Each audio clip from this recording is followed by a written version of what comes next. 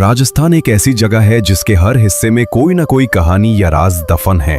और आज की कहानी भी राजस्थान के एक ऐसे ही रहस्यमय किले की है जिसकी कहानी कहां से शुरू होती है और कहां खत्म होती है किसी को नहीं पता। आज की कहानी है भानगढ़ की, जिसको लेकर तमाम किस्से और कहानियां हैं।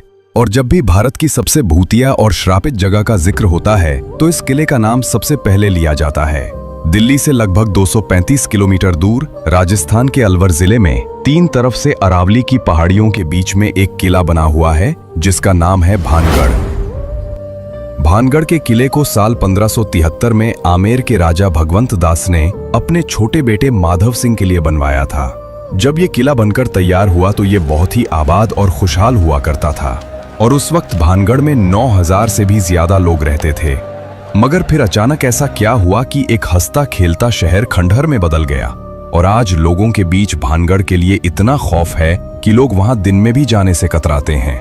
बकायदा भारतीय पुरातत्व विभाग, जो कि इसके रखरखाव का काम करती है, भारतीय पुरातत्व विभाग एक बोर्ड पर यह साफ लिखवाया है कि सूरज निकलने से पहले और सूरज डूबने के बाद किसी भी इंसान का इस किले में जाना सख्त मना है। यानी कि आप दिन के उजाले में भानगढ़ के किले में जा सकते हैं, पर अंधेरा होने से पहले ही आपको वहां से बाहर आना होगा। इस किले के खंडहर भूतिया होने के पीछे की वजह वैसे तो आज भी किसी को साफ साफ नहीं पता, मगर इसके बारे में कई कहानियां प्रचलित हैं। उन कहानियों में दो ऐसी कहानी हैं जिन पर लोग सबसे ज्यादा भरोसा करते हैं और सुनते सुनाते हैं। इनमें से पहली कहानी गुरु बालूनाथ से जुड़ी हुई है। कहते हैं कि जब आमेर के राजा भगवंत दास भानगढ़ के किले को बनवा रहे थे तो वहीं कुछ दूरी पर गुरु बालूनाथ नामक एक तपस्वी रहते थे। जब उन्हें पता चला कि आमेर के राजा यहाँ पर एक भव्य किला बनवा रहे हैं तो उन्होंने राजा भगवंत दास के पास एक पैगाम भिजवाया और उन्हें अपने पास बुलवाया। जब राजा भगवंत दास गुरु बालूनाथ के पास पहुंचे तो उन्होंने राजा से कहा, आप इस किले को बनवा रहे हैं, उससे मुझे कोई आपत्ति नहीं है, मगर एक बात का ध्यान रखना कि इस किले की ऊंचाई इतनी मत कर देना कि उसकी परछाई दिन के किसी भी वक्त जहां मैं तपस्या करता हूं वहां तक पहुंचे और मुझे छुए। उन दिनों जितने भी साधु संत और महात्मा हुआ करते थे सभी बहुत सिद्ध हुआ करते थे और सभी का बहुत आदर किया जाता था। उनकी कही किसी भी बात को हल्के में नहीं लिया जाता था। इसलिए राजा भगवंत दास ने गुरु बालूनाथ की बात को सुनने के बाद ठीक वैसा ही किया और भानगढ़ किले के किसी भी भाग की ऊंचाई इतनी नहीं रखवाई कि उसकी परछाई गुरु बालूनाथ तक पहुंच सके।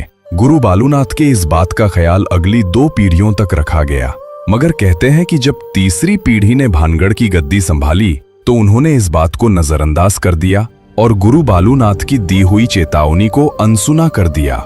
इसके बाद उन्होंने भानगढ़ के किले को और ऊंचा करवा दिया, जिसकी वजह से उस किले की परछाई गुरु बालूनाथ तक पहुंच गई। जब भानगढ़ किले की परछाई ने गुरु बालूनाथ को छुआ तो उन्हें बहुत गुस्सा आया और उसी वक्त उन्होंने भानगढ़ को श्राप दिया कि भानगढ़ तबाह हो जाएगा। कहते हैं कि गुरु बालूनाथ के इसी श्राप के बाद भानगढ़ पर मुसीबत टूटी और पूरा भानगढ़ तबाह हो गया। इसके अलावा यह भी कहा जाता है कि 1783 में जो चालीसा अकाल आया था, जिसमें मरने वालों का आंकड़ा करोड़ों में था, वो अकाल गुरु बालूनाथ के शाप की वजह से ही आया था, जिसने भानगढ़ समेत पूरे उत्तर भारत के करोड़ों लोगों को भूखा मरने पर मजबूर कर दिया। बाद में ऐसा नहीं है कि किसी और ने वहां बसने की कोशिश नहीं की। कई लोगों ने भानगढ़ में बसना चाहा और कई लोगों ने वहां नए मकान बनाने की कोशिश भी की, मगर कहते हैं कि जो भी वहां मकान बनाता है उसकी छत कभी नहीं टिकती और हमेशा गिर जाती है। लोगों का मानना है कि ये सब शापित होने की वजह से ही होता है।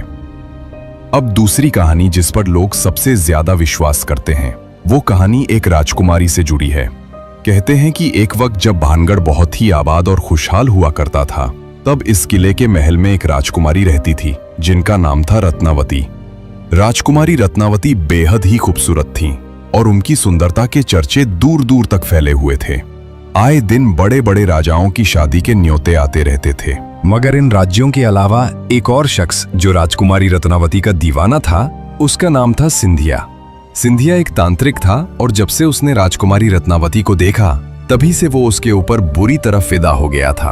अब वो किसी भी तरह राजकुमारी रत्नावती को पाना चाहता था, मगर उसे पता था कि वो सीधे तरीके से कभी भी राजकुमारी को नहीं पा सकता, क्योंकि कहां और संसार में रहने वाला एक तांत्रिक और कहां महलों में रहने वाली राजकुमारी, इसलिए उसने राजकुमारी रत्नावती को हासिल करने के लिए दूसरा तरीका ढूंढ निकाला और अब बस सही मौके की फिराक में लग गया। एक दिन आखिरकार उसे ये मौका मिल ही गया।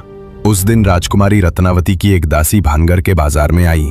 दरअसल वो राजकुमारी के लिए बालों में लगाने वाला तेल खरीदने आई थी। तांत्रिक सिंधिया किसी ऐसे ही मौके की तलाश में था।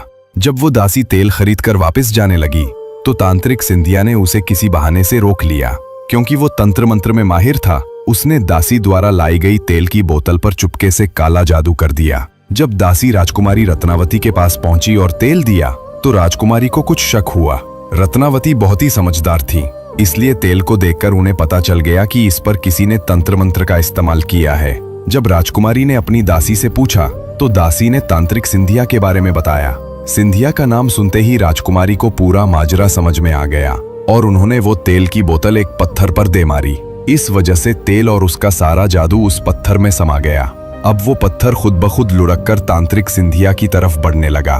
तांत्रिक ने देखा कि एक बड़ा पत्थर तेजी से उसकी तरफ बढ़ रहा है तो उसे सारी बात समझने में देर नहीं लगी।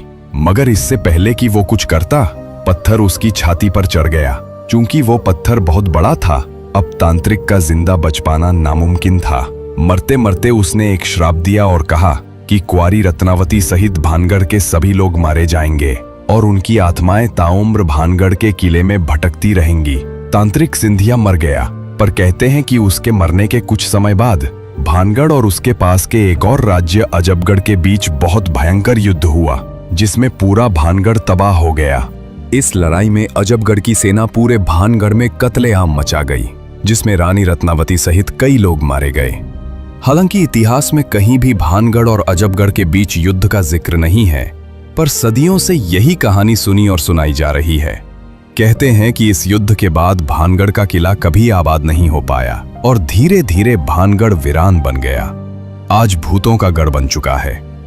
युद्ध में मारे गए सभी लोगों की आत्माएं आज भी भानगढ़ में मौजूद हैं।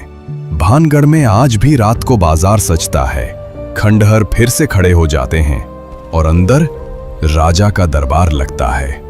वहां के लोग बताते हैं कि उन्हें रात को चीखने की आवाज आती है, कभी हंसने की आवाज आती है तो कभी घरों के बजने की आवाज सुनाई देती है। भानगढ़ के किले में आज तक जो भी रात में गया वो फिर कभी जिंदा लौट कर नहीं आया, और अगर कोई जिंदा वापस आया तो उसकी दिमागी हालत खराब हो जाती है या फिर किसी दुर्घटना में मृत्यु हो जाती है। इसके अलावा कहा जाता है कि भानगढ़ और अजबगढ़ के बीच युद्ध के समय बहुत सारा खजाना भानगढ़ के किले में छिपाया गया था। बाद में उसे निकालने के लिए फैलाई गई अफवाह थी कि भानगढ़ में आत्माओं का वास है। चूंकि भानगढ़ और अजबगढ़ के बीच हुए युद्ध का कोई ऐतिहासिक प्रमाण नहीं है, इसलिए खजाने की सच्चाई पर शक किया जाता है। हर किले का शुरू से लेकर अंत तक अपना इतिहास होता है। भानगढ़ का किला कैसे और किसने बनवाया इसका इतिहास है, मगर ये तबाह कैसे हुआ इसका इतिहास में कोई जिक्र नहीं है। यही चीज भानगढ़ के किले को और रहस्यमयी बनाती है। दिन में भानगढ़ घूमने गए कई लोग बताते हैं कि उन्हें ऐसा लगता है जैसे उनका कोई पीछा कर रहा हो या कोई अदृश्य शक्ति मौजूद हो। भानगढ़ की नृत्यों की हवेली में घरों के बजने की आवाज आती है या किसी को ऐसा लगता है जैसे कोई उनका गला घोंट रहा हो। इन खबरों के बाद कई बड़े न्यूज चैनल और पैरानॉर्मल सोसाइटी ऑफ इंडिया की टीम रात में जाकर भानगढ़ की पड़ताल कर चुके हैं। उन्होंने अपने साथ भूतों या आत्माओं की मौजूदगी बताने वाले डिवाइस भी लिए। पड़ताल में उन्हें कुछ प्रमाण मिले, मगर वहां किसी आत्मा का वास है या नहीं इसका कोई ठोस सबूत नहीं मिला। ना ही उन्होंने सजे हुए बाजार या राजा का दरबार देखा। लोग भानगढ़ के बारे में जो कुछ भी सुनते या पढ़ते हैं, उसी की वजह से वहां कोई अदृश्य शक्ति मौजूद होने का भ्रम होता है। भारत सरकार की तरफ से रात में किले में एंट्री बैन करने की वजह से भी भूत प्रेत वाली बातें हवा में फैल गईं। वहीं दूसरी तरफ लोग आज भी इन किस्सों और कहानियों को सच मानते हैं और उनके अनुसार भानगढ़ के किले में आज भी भूत और आत्माएं मौजूद हैं। कुल मिलाकर आज भी किसी को नहीं पता कि 300 साल पहले भानगढ़ में ऐसा क्या हुआ कि वो वीरान और खंडर बन गया और पूरे भारत की सबसे डरावनी और भूतिया जगह बन गया। तो ये थी पूरी कहानी भूतों के गढ़ भानगढ़ की। मुझे उम्मीद है कि आपको मेरी जानकारी जरूर पसंद आई होगी।